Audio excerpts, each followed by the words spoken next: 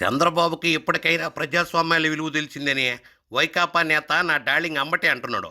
మరి దేశంలోనే ఒక సీనియర్ పొలిటీషియన్ అని చెప్పే చంద్రబాబుకే ఇప్పటిదాకా ప్రజాస్వామ్యం గురించి తెలియదా అంటే ఏందేందో చెప్తున్నాడు. అవన్నీ ఏందో అంబటిని అడిగి తెలుసుకుందాం రండి. అంబటే ఇంకా తగులుకో. ఈ నెల 11వ తారీఖున పోలింగ్ ముగిసింది. ప్రజాభిప్రాయం భద్రపరచబడింది. మే 23వ తారీఖున ప్రజాభిప్రాయం వెలువడి కాబోతుంది. ఇదిగో అంబటే, నువ్వేదైనా విషయం చెప్పాలంటే పుట్టు పూర్వోత్తరాలు పురాణం అంతా చెప్పి కానీ స్టార్ట్ చేయవా ఏంది సామి? నువ్వు చెప్పేవన్నీ మాకన్నీ తెలుసు కానీ మ్యాటర్లోకి రాహా. అయితే పోలింగ్ రోజుకి అభిప్రాయం వెలువరించే రోజుకి మధ్యన సుదీర్ఘమైనటువంటి వ్యవధి ఉన్నది. 41 రోజుల వ్యవధి అంటే బహుశా ఆంధ్ర రాష్ట్రంలో ఇంత గ్యాప్ ఇప్పుడు రాలేదు. ఈ సుదీర్ఘమైన వ్యవధిలో రకరకాలైన ఊహాగానాలు. మరి అన్ని రోజులు పెండింగ్లో పెడితే ఊహాగానాలే ఉంటాయిగా, ఏతంటావు? బాబు గారికి బై చెప్తారా, లేక మీరే రావాలని మళ్ళా అంటారా, లేక జగన్ రావాలి కావాలి అంటారా అనేది చాలా పెద్ద ఆసక్తికరంగా ప్రజలు ఎదురు చూస్తున్నటువంటి తరుణం. ఈ సందర్భంలో ఈ రాష్ట్ర ముఖ్యమంత్రి గారు భారతదేశంలోనే చాలా సీనియర్ నాయకుడిగా చెప్పబడేవాళ్ళు కాదంబట్టి ఇండియాలోనే వన్ ఆఫ్ ది సీనియర్ రాజకీయ నేతను ఆయనే చెప్తాడు కదా. రకరకాల రాజకీయ విన్యాసాలు చేస్తున్నారు,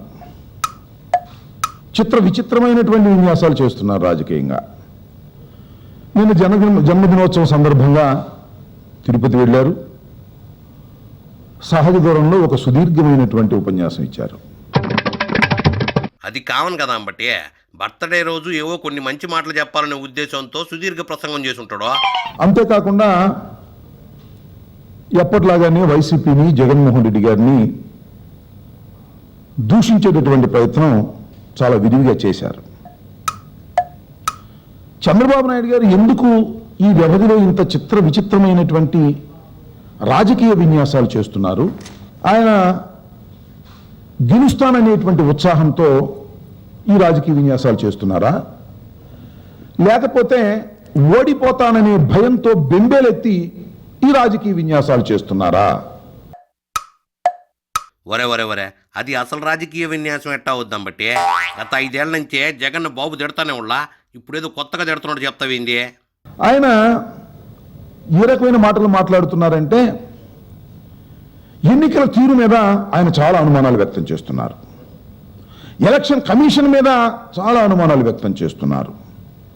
ఈవీఎంల మొరాయింపు పైన చాలా అనుమానాలు వ్యక్తం చేస్తున్నారు.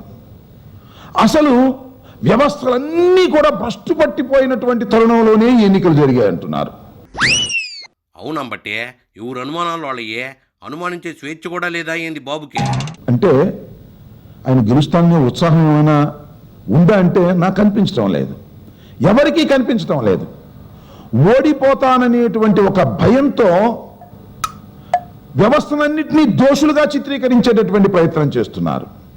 ఇక్కడ చంద్రబాబు నాయుడు గారు, అదేవిధంగా తెలుగుదేశం పార్టీ గమనించవలసిన విషయం ఏమిటంటే దోషులు వ్యవస్థలు కావు, దోషులు ఈవీఎంలు కావు, దోషులు మీరు. దోషం మీ దగ్గర ఉన్నది, దోషం 5 సంవత్సరాల పరిపాలనలో ఉన్నది. చంద్రబాబు నాయుడు గారి పద్ధతిలో దోషం ఉన్నది. చూస్తుంటే అసలు బాబే దోషని ఎలాగున్నావుగా, ఈవీఎంలు మొరాయించాయి కాబట్టి వాళ్ళట్ట అన్నం కరెక్టే సామి. 23వ తారీఖున ప్రజాభిప్రాయం వెలువడిన తర్వాత అయినా దోషులు వ్యవస్థలు కావు, దోషి చంద్రబాబు నాయుడు గారు, తెలుగుదేశం పార్టీ పరిపాలన అని మీరు గ్రహించగలిగితే ప్రజాస్వామ్యంలో మిమ్మల్ని అభినందించవలసినటువంటి తరుణం కూడా ఆసన్నమవుతుందని మనం చేస్తున్నాం. అనుకుంటానే ఉన్నా బాబుని దోషి అనేసేవుగా, అయినా మేము దోషులు అని ఎవరైనా ఒప్పుకుంటారా? నువ్వైనా ఒప్పుకుంటావు చెప్పు? చంద్రబాబు నాయుడు గారు పెద్ద మాటలు మాట్లాడుతున్నారు. చాలా చిత్రంగా ఉంది నాకు.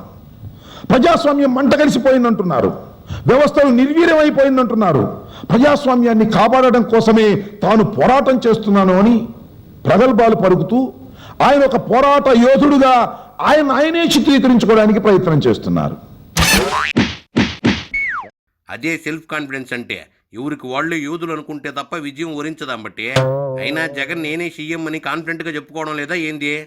దానికి తోడుగా ఆయనకున్నటువంటి పత్రికలు ఆయన ఒక పోరాట యోధుడుగా ఆవిష్కరించడానికి పడుతున్నటువంటి తిప్పలు చూస్తుంటే నవ్వాలో ఏడవాలో అర్థం కానటువంటి పరిస్థితి ఏర్పడుతుందని మనం చేస్తున్నాం. ఇక పేపర్ల గురించి మాట్లాడే అర్హత వైకాపాకి టీడీపీకి అసలు లేదని ప్రజలు అనుకుంటున్నారులే. మీరు ఏ విధమైన పోరాటాలు చేశారు చంద్రబాబు నాయుడు గారు ప్రజాస్వామ్యంలో? ప్రజాస్వామ్యాన్ని గురించి మీరు గొప్పలు చెబుతున్నారు కదా, నేను అడుగుతా ఉన్నా, ప్రజాస్వామ్యం ఇప్పుడే గుర్తొచ్చిందా మీకు?